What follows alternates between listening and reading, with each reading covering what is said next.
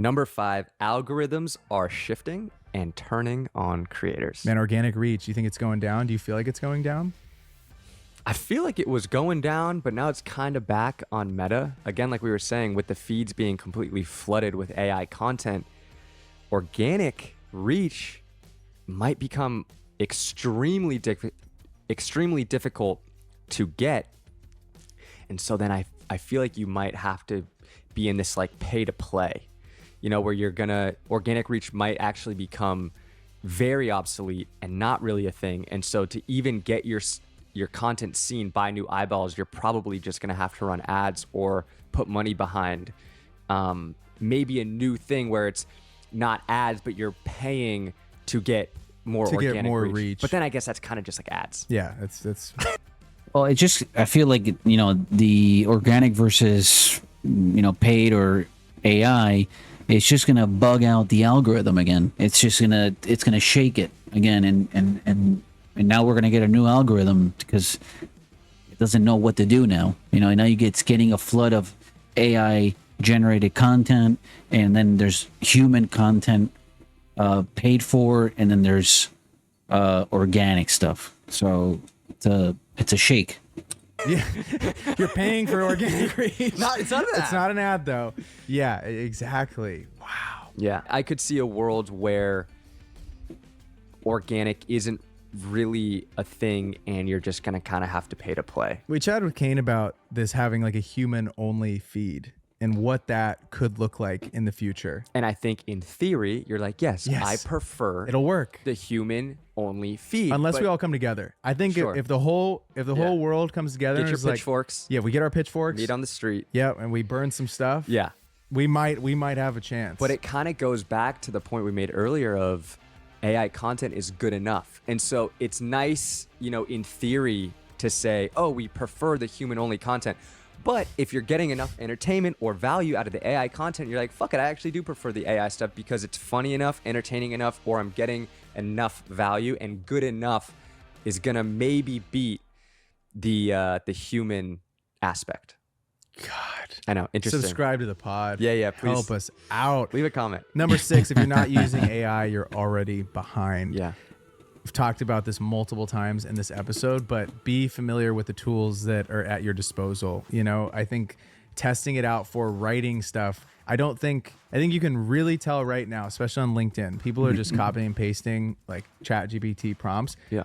Write stuff out, be a normal person, write things out, use it to use it to grammar check what you're doing. Totally. Don't use it to write the whole damn thing. He's right. I mean, it's the experimental stage. This is going back to experimenting with all kinds of applications and seeing what works, what doesn't. We're at that stage. It's experimental. People are starting to build little recipes, templates. It's all new. It's all exciting. But it's the natural way of like what people do because they're taking advantage of these engines, these systems. They're built exactly to do what a human would use them for. So this is what you're seeing this, and this is the behavior of what they're built for. But it's just the beginning. It's just it's experimental right now. It could go this way, it could go that way. People are just exploring it. They're pushing it. That's the time. It's the time to learn it. It's the time to push the boundaries on it. Sound so silly, and it really does sound extremely robotic, and like you can tell immediately. And I've been noticing people calling other people out for this, commenting, being like, yo, what are you doing here? You're just stealing some other script that someone else wrote. Sure.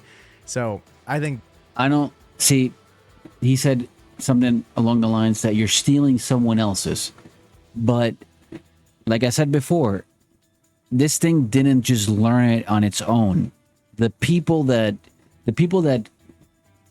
posted or published stuff on the internet, on social, fueled these engines. That was the fuel for them to learn and to absorb and educate themselves. These engines educated themselves based on what content creators published and writers wrote and people spoke about. I mean, it's all stuff that it's just data, and then it's archives of historical information, and it's got all that, and it was only fueled by the humans that produced it. So I don't know if, see, that's a good way to, like, is stealing the word, right? Is stealing the word for this, because it's made for this. It's made to produce writing. It's made to produce imagery. It's made to produce video. That is going to become a thing. And like we were saying earlier, with some of the tools that we've been using for years, AI has already been integrated into Photoshop, into like Totally. content aware, or like, you know, that stuff has been there. It Or ju- like it just now looks a little bit different. subtitles on Premiere. When they dropped that, That was huge. game changer. Game changer for us. It sped up our workflow so much, you know? And so not looking at that as like, I will never use this. I think the main point is AI is here whether you like it or not, and you can either choose to adopt it and bring it into your business or workflow as a creator. And if you don't, you're just going to be so far behind the 8 ball, because right now, over the past couple of years, it's become a lot more the norm to use ChatGPT or Claude. And in a few more years, it's going to be so the norm that if you're not using it, you're going to be like, what are you fucking doing, buddy? Like, what do you mean you're still writing your scripts yourself? Like, just type it into chat. You know what I'm saying? And so I think you just got to embrace. Yeah, he has a great point there. Eventually, this is going to be it's like having your phone with you everywhere you go, that it's just going to be like a normal cultural thing. He's got a great point. That AI is here and that it's not going anywhere. It's just going to continue to get better. All right, now let's talk about why most creators, I would say about 90 to 95% of creators, are just going to be obsolete and get obliterated when it comes to content. The generic stuff is done for. Totally. If you're copy and paste, if Yeah. you're Mr. Copycat Rock, it ain't gonna work anymore. You got to find a way to be unique and to stand out, which we'll talk about in a bit. You can't outwork AI. That's the big hit thing we need to hammer home. Dude, it doesn't have sick days. No, Doesn't have sick days, doesn't get sad. I mean, maybe it does. dude, I remember we did our 30-day challenge of posting every day, and I was pretty burnt out at I was the end ready of to 30 crawl days. in a rock and just And AI is going to look at you and say, it's going to have the Mamba mentality. Dude, AI has the Mamba mentality, okay? Kobe goes, oh, this dude's working out from 9 to 10. Okay, cool. I'm actually going to work out from 5 to 7, then eat breakfast, then go back to the gym 9 to 11, eat lunch, then I'm going back 5 to 7 p.m. and going to bed, and I'm going to beat all of you. That's AI. We're getting burnt out after posting 30 days in a row and thinking we did something. with organic reach potentially being obsolete. It's true. I mean, it's 24/7, 365. People are going to have to want to search out your content. Totally. That might be the world that we live in here in the next year. So I want to now talk about the top 10 tips that creators can use to actually survive. I would say we have about, if I was to make a guess, 6 to 12, maybe 18 months before we see like a real shift happening. So It's going these- to be real slow, and then it's going to like kind of compound. I feel like it's kind of starting, like the snowball effect has already happened. So that's why we feel like we have like 6 to 12, maybe 18 months, but we have 10 tips. We're calling it the I think even sooner. I think it's eventually it's just going to go gonna slingshot. creator survival plan. 10 tips that we want to give you that you can start implementing into your content strategy as a creator or a business to help you stand out as AI continues to ramp up and become more prevalent in all of our lives. Okay, we need to build a sticky personal brand. Sure do. That's number one. That's kind of buzzwordy though. So how can we actually build a personal brand that people are looking for and wanting to actually continue to connect with as that content begins to flood the feed? You have to be something that people search for, so your positioning has to be even stronger. You kind of got to go more niche, and you want to try to be known as the person for one specific thing as opposed to being super broad. The riches are in the niches, and AI, it can copy your content, the formats that you do, but it can't really copy your character. But I think that the more defined your positioning is, the more chance you'll have at creating a sticky personal brand and standing out. We have tons of episodes about building a strong personal Yeah. brand, so you should go check some of those out after you watch this episode. Number 2, though, okay, use AI as your co-pilot. You should be using ChatGPT as like a bounce board. Totally. Use it as a bounce board. Ask questions. If you're making a website, like, you know, and you have an idea for what the top 4 things on the top should be of your banner or something, ask it a few questions and see if there's anything that you're missing out on.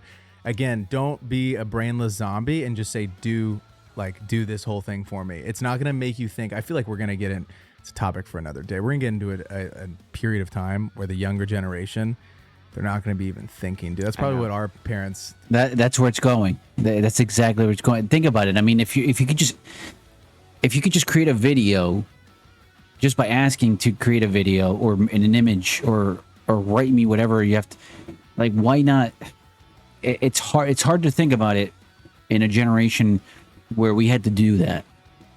But a younger generation that is brought up with this technology, it's not so easy for them to go back and say, I'm going to spend, like 2 weeks writing this thing and like cage up the AI engine where it can actually help me like produce the whole thing. It's hard. It's hard to understand that concept because the idea behind it is that you don't want people to not, I guess, think for themselves, right?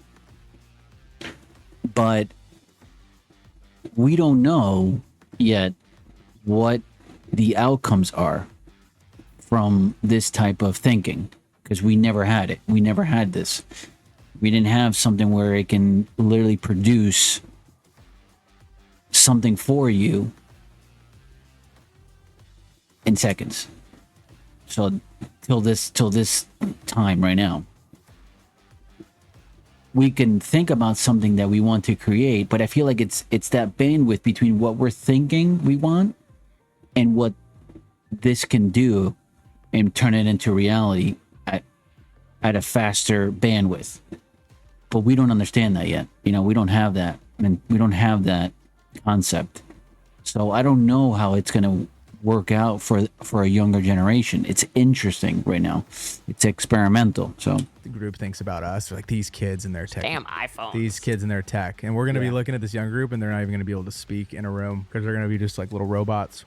I think the main point is because businesses and creators that are using AI are going to be able to create content at such a rapid rate, and there's going to be so much content flooding the feed, to be able to like keep up, you're just going to have to ramp up the amount of content that you're posting. And so you got to use AI to your advantage, use it to script, ideate. but also, like, I mean, come on, look where we are now. Like, you're telling, like, there's so many people just telling this younger generation that wants to be on social marketing and all that they have to post like 100 pieces a day, and it's like nonstop. I mean, if that's the reality right now, what do you think it's going to go from there? I mean, 100 pieces a day, that's nothing. I could do like 1,000 with this engine.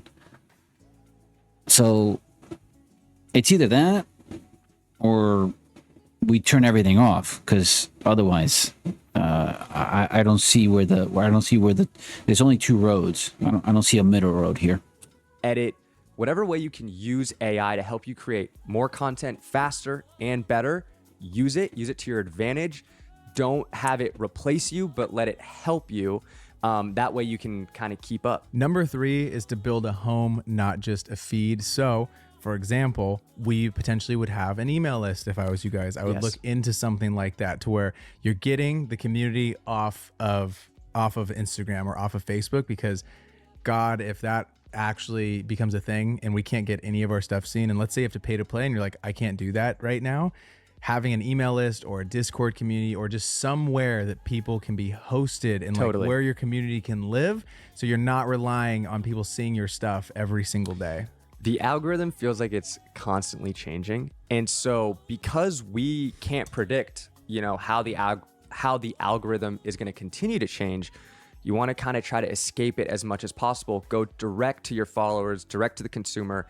If you can get the email, or like you said, a Discord, somewhere where you can go directly to them, where you're not fighting an algorithm for organic reach, you're just able to like foster a community better and go straight to your followers without having to compete against an algorithm. I could even see a world where we might be making stuff like it might be it might be a situation to where you build up a group of people who really want to support your stuff, right? Yeah. Almost like a Patreon-esque situation where you're providing value on a very specific topic. That's interesting. And you're only creating for that group. I could see that becoming a thing. Almost where you're creating like a newsletter specific piece of content. Like right now it's kind of just written, but maybe it's Exactly. like, okay, we're gonna make a 3-minute video specifically for the newsletter. It's not even gonna live on YouTube. Like we're not even gonna try to go viral with this. I could even see, I think we just need to be mindful of what the applications are prioritizing. So Yeah. I think of a situation like Van Neistat where he makes